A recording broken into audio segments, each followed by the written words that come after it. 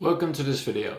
Today I'm going to be explaining why life is balance and why a lot of the problems that you probably currently have can be resolved with a good understanding of balance. I'm really excited to make this video just because I'm really excited as well to deeply understand this topic, because there's a law, and this is the law of balance, which we're going to discuss today. And the interesting thing about this is that it seems to be the primary law of the universe. Let me really quickly get this out of the way.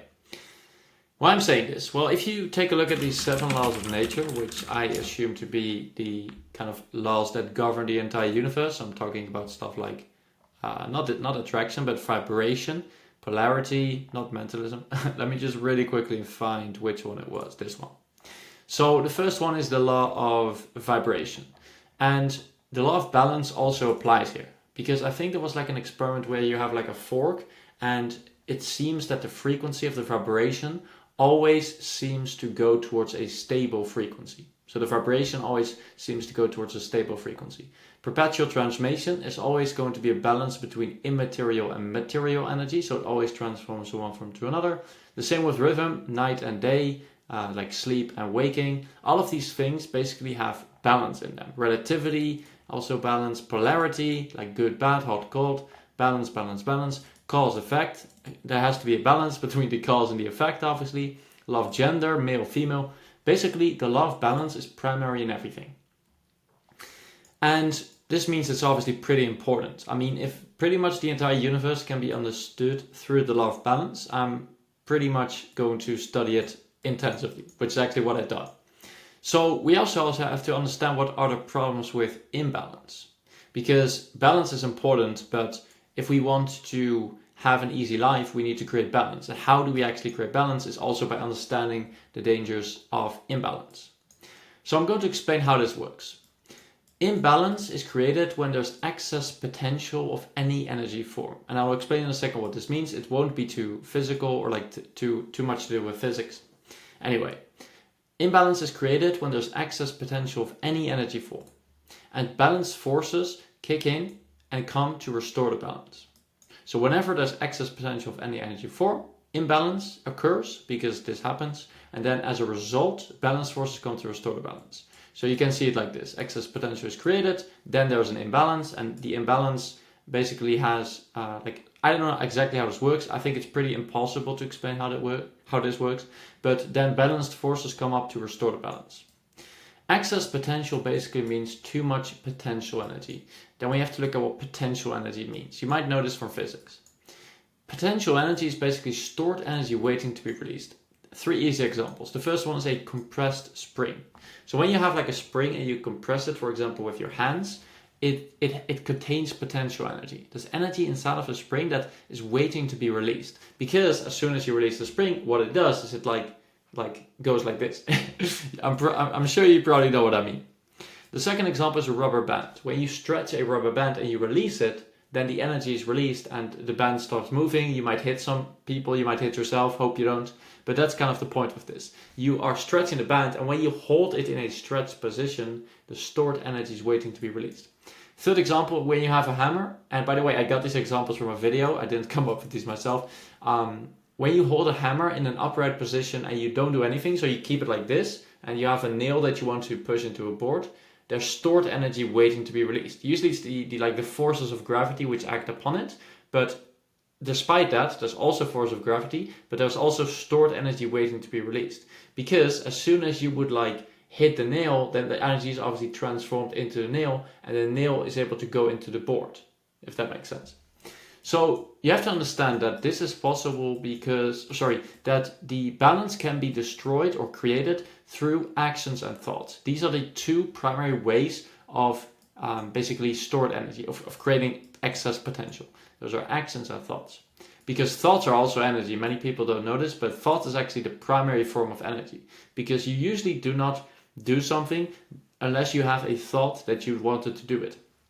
And this is not always conscious, it's mostly unconscious. So if you see a muffin or you see food, then unconsciously you're thinking about grabbing the food. You might not be aware of grabbing the food. You might not be aware, for example, of speaking right now. I'm not aware of what I'm going to say, but it is unconscious thinking. Okay? And this basically, the balance is basically destroyed when you give something importance. So we're only going to take a look at the thoughts today because that's the primary form of like creating imbalances. So you create an imbalance if you give something too much importance with your thoughts. Hope it makes sense so far. And on an energetic level, this is a problem because on an energetic level, everything is of equal importance.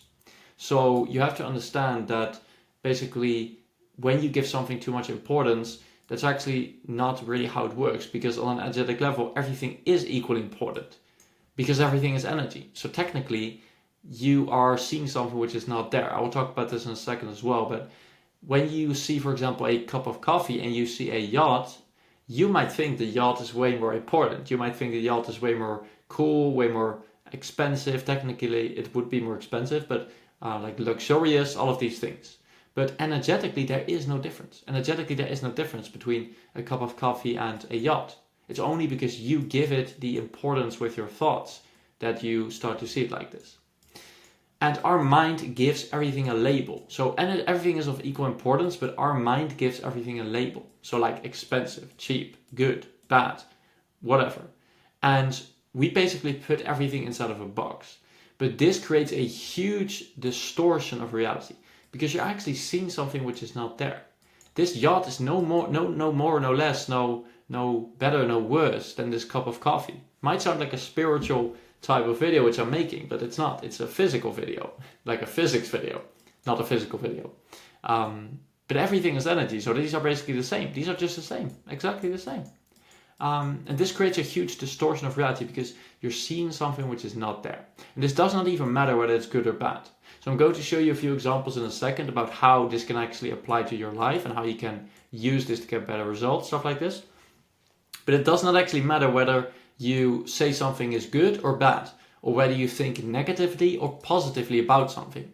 If you really think that your work is extremely terrible, it doesn't matter, or if you think that your work is like the best thing in the world. Both of these things create like excess potential, which I will talk about now. So when you are giving something a label and it doesn't exist, so for example, like expensive, good, bad, cheap, then you're actually creating a distortion of reality, and that distortion of reality creates excess potential. This creates energy that starts building up and is stored, ready, waiting to be released. So the same with a spring. What you're actually doing when you're giving something a label and you keep thinking about it, you're actually compressing your spring.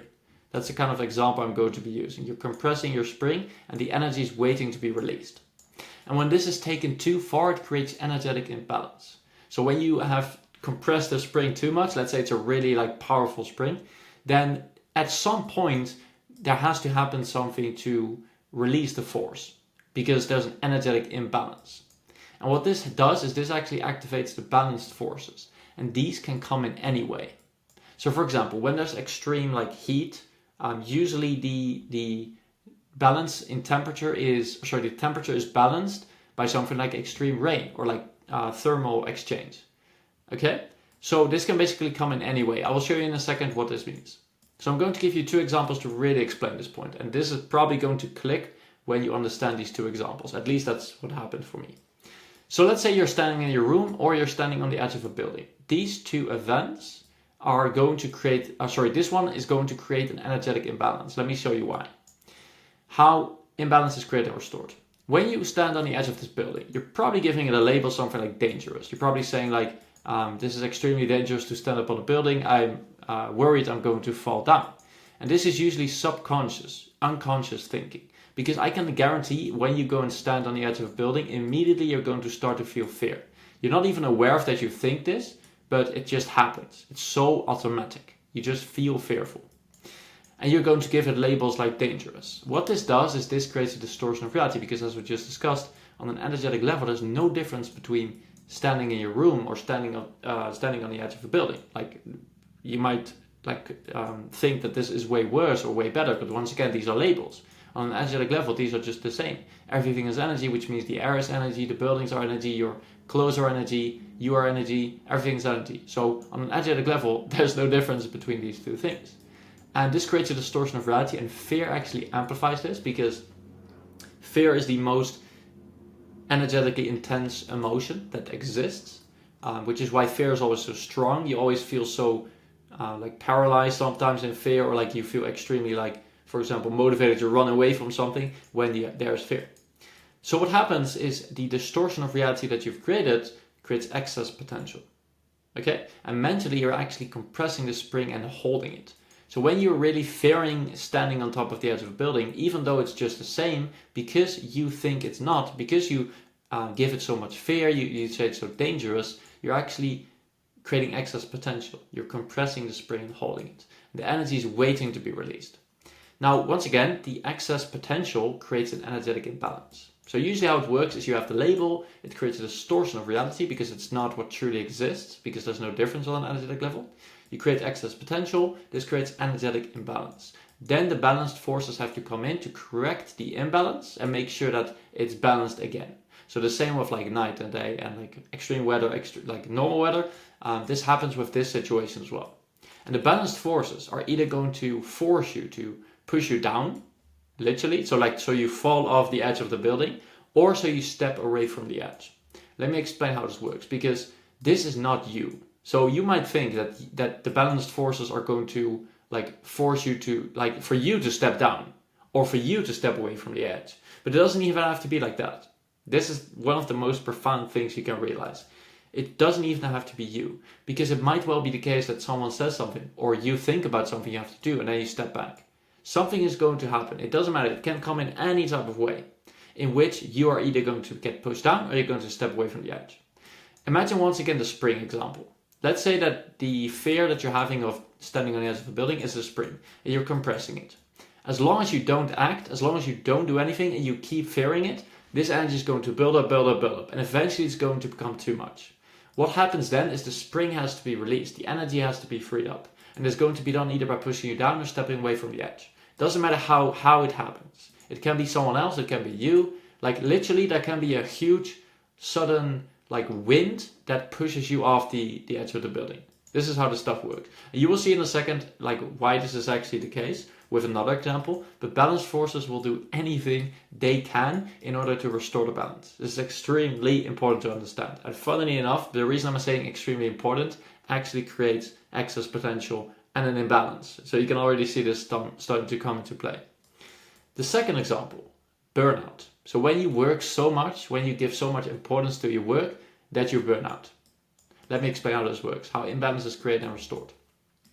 So what you usually do when you burn out is you give your work so much importance. You say, I need to work, my work is so important. You're basically putting something on a pedestal because you're putting your work here. Your work is so important and you are just here. That's kind of like what happens at what meaning you give this. And you have to understand that this also creates a distortion of reality, because on an energetic level, once again, there's no difference between work and life. Work is the same as life. Work is just energy. Life is energy, the same. And the emotion that you have actually amplifies this once again. So you can feel like desire, you can feel like anger, you can feel fear, you can feel guilt. I need to work. If I don't work, I'm punished. These are all like emotions that amplify the energy. What happens next is this creates excess potential, because once again, mentally you're compressing the spring and holding it. You're seeing something which is not there. This creates an energetic imbalance because the energy is waiting to be released. This creates an energetic imbalance, and this activates the balanced forces. Once again, the balanced forces have to eliminate the excess potential and restore the balance in any way they can. So in this case, what might happen is you become sick, you become depressed, you get fired if you are burnt out from your job, or your business is shut down forcibly. So you can actually not work, and then the balance is restored.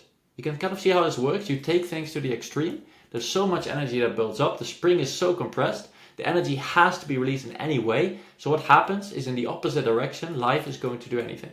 So you might get burned out, your business might fail, you might lose all of your money, stuff like this. So you stop working.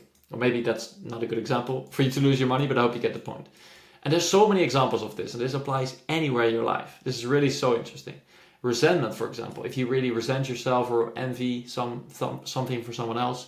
Judgment, if you judge people, because if you really think about it, no one is really ugly or beautiful or pretty or like not, because everything once again is energy. So these are also excess potential forms. If you really judge people with specifically, for example, bald haircuts or close to bald haircuts, let me just say it like this, then what probably is going to happen if you take this too far is you're either going to become bold, or there's going to happen something where the judgment is eliminated. So obviously if you are bold yourself, you're not going to judge other people. So then the excess potential is eliminated.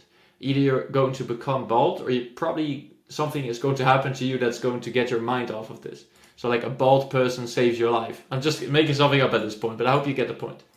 Dependent relationships. This is better than this. I love you when you love me.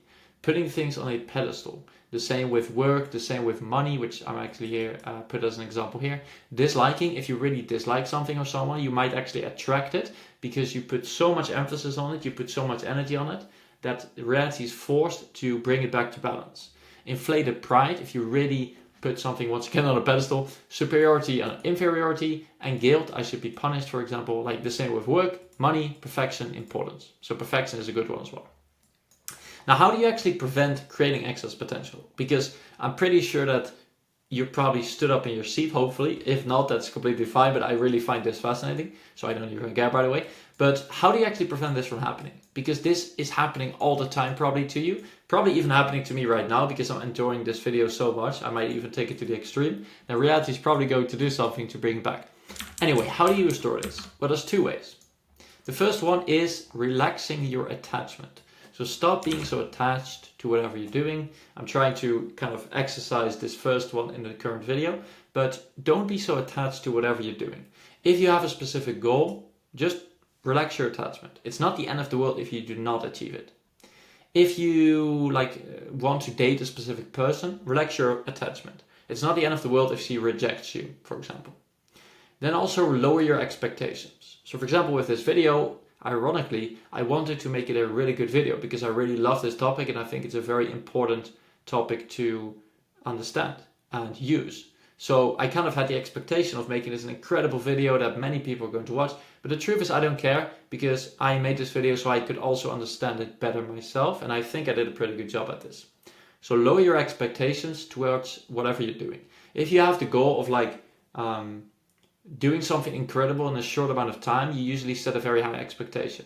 And this high expectation usually creates emotions, because when you get close to the deadline, or when you get close to the time you think you achieved it, you are not even close. So then you have this emotional reaction. You feel fear. You're I am not even there yet. And then the reality is forced to correct the imbalance, because once again, everything is the same. And then something might happen which allows you to, which kind of forces you to fail in a sense. So that's basically the two ways in which you prevent creating excess potential. So I'm going to explain for one final time, and then I hope that you will start to look for examples of this in your own life as soon as possible and eliminate the excess potential you give to things. So once again, what happens is you give something a label. This is subconscious or conscious. You think about something, you put it on a pedestal, stuff like this. This creates a distortion of reality because once again, on an energetic level, there's no difference between something. Everything is the same. Everything is energy. This is amplified by emotions. This distortion creates excess potential. The excess potential, which is waiting to be released, creates an imbalance when you take it too far. This is the important point. When you take it too far, you're not going to create excess potential when you think about your goal and you think that it might be unachievable. That's absolutely not how it works. When you take the imbalance too far, when you take the excess potential too far, that's when the imbalance occurs, and that's when balance forces come in.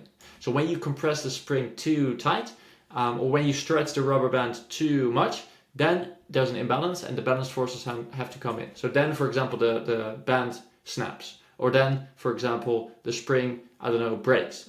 Just make something up. But that's when the balance forces have to come in, and the balance forces are not you. They can come in any way possible so that the balance is restored. It doesn't matter how, it doesn't matter if you even if your life is spared, it's how serious this thing can get, but the balance has to be restored. They will do anything. That's how it works. Hope you will start to look for examples in your own life. Hope you enjoyed the video as much as I did creating it, and looking forward to seeing you in the next one.